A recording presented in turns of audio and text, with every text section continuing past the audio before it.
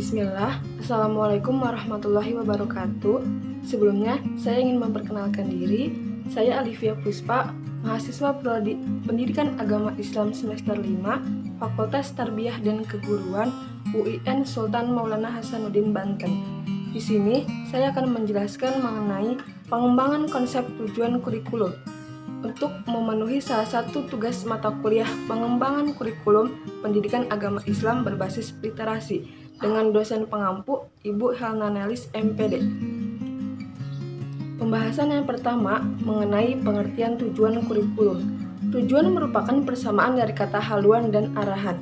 Tujuan kurikulum hakikatnya adalah setiap program pendidikan yang akan diberikan oleh peserta didik. Dalam skala makro, rumusan tujuan kurikulum erat kaitannya dengan filsafat dan sistem nilai yang dianut oleh suatu masyarakat.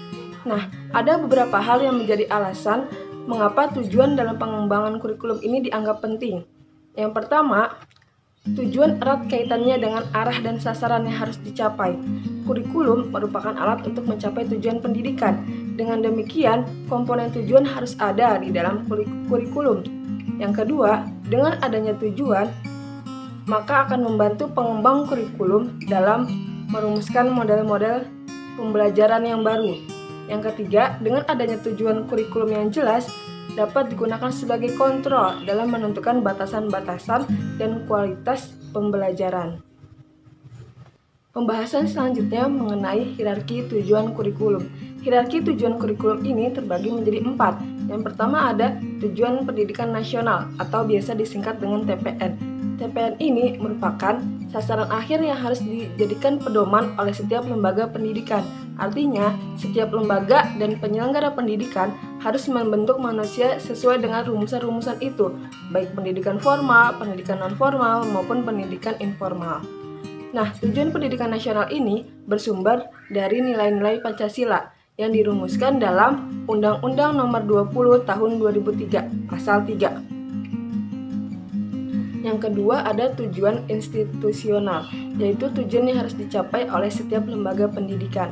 Dengan kata lain, tujuan ini dapat didefinisikan sebagai kualifikasi yang harus dimiliki oleh peserta didik setelah mereka menyelesaikan program pendidikan di suatu lembaga pendidikan, baik SD, SMP, SMA, dan seterusnya.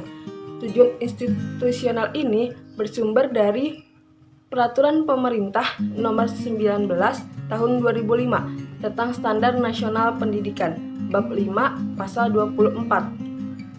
Yang ketiga ada tujuan kurikuler, yaitu tujuan yang harus dicapai oleh suatu bidang studi atau mata pelajaran. Tujuan kurikuler ini dapat didefinisikan sebagai kualifikasi yang harus dimiliki anak didik setelah mereka menyelesaikan suatu bidang studi dalam lembaga pendidikan.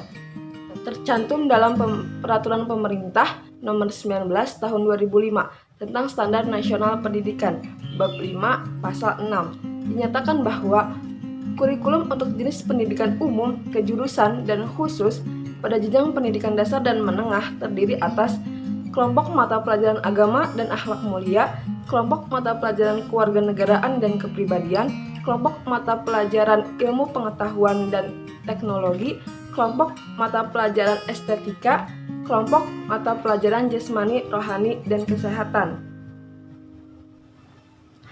Selanjutnya ada tujuan pembelajaran, yaitu kemampuan atau keterampilan yang diharapkan dapat dimiliki oleh siswa setelah mereka melakukan proses pembelajaran tertentu. Pembahasan yang ketiga mengenai taksonomi tujuan. Menurut Bloom dalam bukunya Taxonomy of Education Objective, tujuan dapat digolongkan menjadi 3 klasifikasi. Yang pertama ada domain kognitif. Domain kognitif ini adalah tujuan pendidikan yang berhubungan dengan kemampuan intelektual, seperti kemampuan mengingat dan memecahkan masalah. Nah, domain kognitif ini terdiri dari 6 tingkatan. Yang pertama ada pengetahuan atau knowledge. Tujuan ini berhubungan dengan kemampuan mengingat informasi yang telah dipelajari, seperti mengingat tokoh proklamator Indonesia. Pengetahuan mengingat ini penting untuk mencapai tujuan yang lebih tinggi. Yang kedua ada pemahaman atau comprehension. Pemahaman berkenaan dengan kemampuan menjelaskan, menerangkan, menafsirkan suatu konsep. Yang ketiga ada penerapan. Tujuan ini berhubungan dengan kemampuan siswa mengaplikasikan suatu bahan pelajaran yang telah dipelajari dalam situasi yang baru atau konkret. Yang keempat ada analisis. Analisis adalah kemampuan menguraikan atau memecahkan masalah dari suatu bahan pelajaran. Analisis ini berhubungan dengan kemampuan nalar, dapat dikuasai oleh siswa yang telah menguasai kemampuan memahami dan menerapkan. Yang kelima ada sintesis, yaitu kemampuan untuk menghimpun bagian-bagian ke dalam suatu keseluruhan yang bermakna, seperti merumuskan tema. Yang terakhir ada evaluasi atau evaluation. Evaluasi ini adalah tujuan yang paling tinggi dalam domain ini. Tujuan ini berkenaan dengan kemampuan membuat penilaian terhadap sesuatu berdasarkan maksud dan kriteria tersebut. Domain yang kedua ada domain afektif. Domain afektif ini berkenaan dengan sikap, nilai-nilai, dan apresiasi. Tingkatan dari domain ini yang pertama ada penerimaan, kedua merespon, ketiga menghargai, keempat mengorganisasi, dan yang terakhir karakterisasi nilai. Domain yang ketiga atau domain yang terakhir yaitu domain psikomotor. Domain psikomotor ini adalah tujuan yang berhubungan dengan kemampuan atau keterampilan dari seorang siswa. Domain psikomotor ini terbagi menjadi beberapa tingkatan. Yang pertama ada persepsi atau perception, kedua kesiapan, ketiga meniru, keempat membiasakan atau habitual, dan yang kelima menyesuaikan atau adaptation.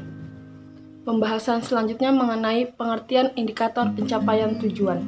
Menurut Mulyasa, indikator adalah perilaku yang dapat diukur dan dapat diobservasi untuk menunjukkan ketercapaian kompetensi tertentu yang menjadi acuan penilaian dalam mata pelajaran. Pembahasan selanjutnya mengenai fungsi indikator pencapaian tujuan. Indikator memiliki kedudukan yang sangat strategis dalam mengukur ketercapaian kompetensi dalam pembelajaran. Fungsi indikator sebagai pedoman antara lain, pertama, pedoman dalam mengembangkan materi pembelajaran, kedua, pedoman dalam mendesain kegiatan pembelajaran, yang ketiga, pedoman dalam mengembangkan bahan ajar, dan yang keempat, pedoman dalam merancang dan melaksanakan penilaian. Materi yang keenam mengenai langkah-langkah merumuskan indikator pencapaian tujuan. Menurut Wina Sanjaya, rumusan hasil belajar setidaknya mencakup 4 komponen pokok, yaitu yang pertama, digambarkan dalam pertanyaan siapa yang belajar dan siapa yang diharapkan dapat mencapai hasil belajar itu. Yang kedua, mencakup pertanyaan tingkah laku atau hasil belajar yang bagaimana yang diharapkan tercapai. Yang ketiga, mencakup pertanyaan dalam kondisi yang bagaimana hasil belajar itu dapat ditampilkan. Dan yang keempat, mencakup pertanyaan seberapa jauh hasil pembelajaran itu dapat diperoleh. Materi yang terakhir adalah cara merumuskan tujuan. Tujuan pembelajaran adalah arah yang ingin dituju dari keseluruhan rangkaian aktivitas pembelajaran. Terdapat 4 petunjuk untuk merumuskan tujuan. Yang pertama ada audience, yang kedua behavior, yang ketiga condition, dan yang keempat degree. Baik, itu saja yang dapat saya sampaikan. Mohon maaf apabila banyak kekurangan. Jika ada yang ingin bertanya, bisa menuliskan pertanyaan di kolom komentar. Wassalamualaikum warahmatullahi wabarakatuh.